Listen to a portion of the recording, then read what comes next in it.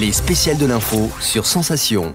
Les spéciales sur Sensation, aujourd'hui on parle obésité, je suis avec Anne-Sophie Joly, vous êtes fondatrice du collectif national des associations d'obèses et vous avez rédigé un rapport à destination du ministère de la Santé. Alors dans ce rapport il y a notamment l'encadrement des réseaux sociaux, la représentation des personnes en situation d'obésité dans les médias ou encore un meilleur encadrement juridique. Alors pourquoi ces trois thématiques ? Alors parce que finalement, il y a des propos grossophobes qui sont sur les réseaux sociaux, qui font excessivement de mal et qui vont très très loin. On parle de harcèlement, hein, très clairement, avec des gens qui peuvent aller jusqu'à mettre leur vie en danger.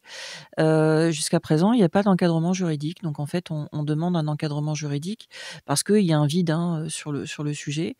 Et puis, enfin voilà, pour nous, ça nous paraît essentiel pour pouvoir lutter contre la grossophobie et tout ce qui va avec, en fait. Donc, et les réseaux sociaux, que ça soit ça ou que ça soit le fait, voilà, se faire insulter dans la rue de mots d'oiseaux peu recommandables, non. Il y a un effort à faire à la fois sur les réseaux sociaux, mais également dans la rue. Vous parlez, dans ce rapport, il y a également la représentation des personnes en situation d'obésité dans les médias. Alors, qu'est-ce que vous voulez pour cette représentation ?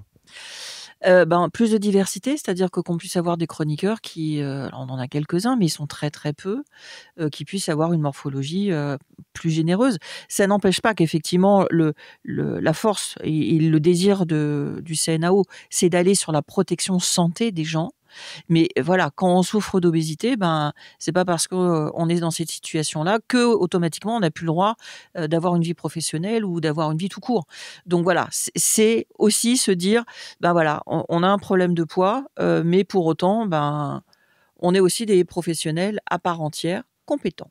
Et enfin, un meilleur encadrement juridique. Qu'est-ce que vous souhaitez dans cet encadrement juridique ? Qu'on puisse porter plainte, très clairement. C'est-à-dire que voilà, s'il y a une insulte, qu'on puisse dire, non, en fait, vous n'avez pas le droit de m'insulter. Et dans un cadre très spécifique, voilà, on a un ministère sur la lutte contre les discriminations. Il faut que ça rentre dedans, très clairement.